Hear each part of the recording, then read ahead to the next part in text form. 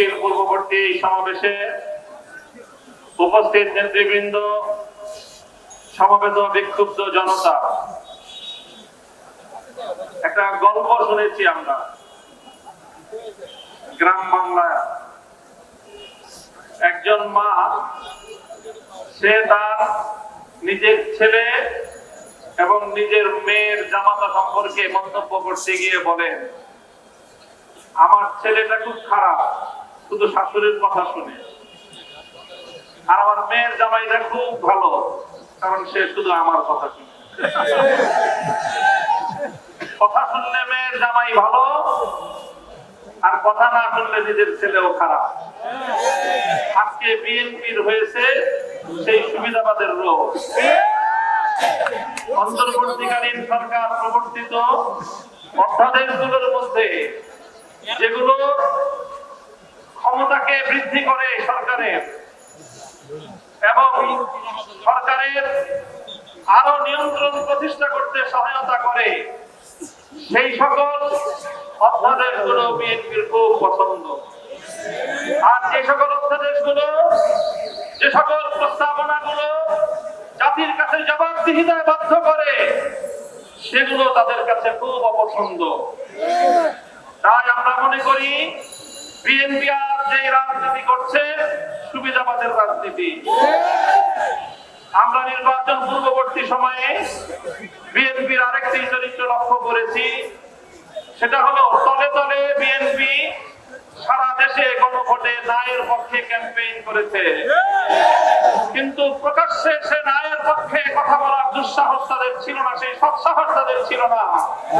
এই জন্য লক্ষ জনতার সামনে বিএনপি প্রধান জনাব তারেক রহমান সাহেব গণভোটে হায়ের পক্ষে তিনি ক্যাম্পেইন করতে বাধ্য হয়েছেন।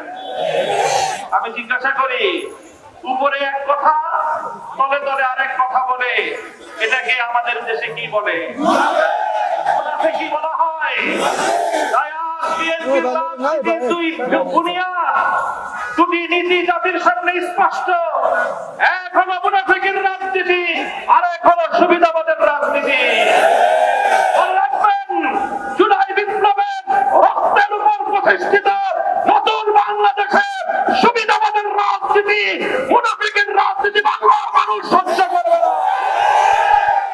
জনগণের পক্ষে, দেশের পক্ষে আপনারা যদি অবস্থান গ্রহণ করতে ব্যর্থ হন, দেশের জনগণের ম্যান্ডেটকে যদি আপনারা বৃত্তাঙ্গুলি প্রদর্শন করেন, বারবার বলছি, এদেশের জনগণের কোন রায়কে যদি হাইকোর্ট দেখান, এদেশের জনগণ রাজপথে আপনাদেরকে মোকাবেলা করবে ইনশাআল্লাহ। 70% জনগণের বিপক্ষে গিয়ে দেশের ক্ষমতার মসনদে টিকতে পারবেন না। শহীদ জিয়াউর রহমান, বেগম খালেদা জিয়ার সন্তান, কান খাড়া করে শুনে রাখেন, জনতার বিরুদ্ধে গিয়ে কেম হাসান আজিজ মার্কা নির্বাচন করার চেষ্টা করবে, পরিণাম শুধু আপনারাই ভুগবেন তা নয়, আপনাদের অপকর্মের কারণে দেশপ্রেমিক রাজনৈতিক সংগঠনগুলোর নেতা কর্মীরা 28শে আগস্ট কিভাবে রক্ত দিয়েছে ঢাকার রাজপথে বাংলার মানুষ সে কথা ভুলে যায় না। আপনাদের খুনের খেসারত দিতে হয়েছে আমাদেরকে, 25 বছর পর্যন্ত গুম, খুন আর হত্যার রাজনীতির শিকার হতে হয়েছে। তাই আমরা চাই ভালোই ভালোই দেশ পরিচালনা করেন, জনগণের রায়ের প্রতি শ্রদ্ধা প্রদর্শন করেন, অন্যথায় রাজপথে, সংসদে আমরা আপনাদেরকে মোকাবেলা করবো ইনশাআল্লাহ।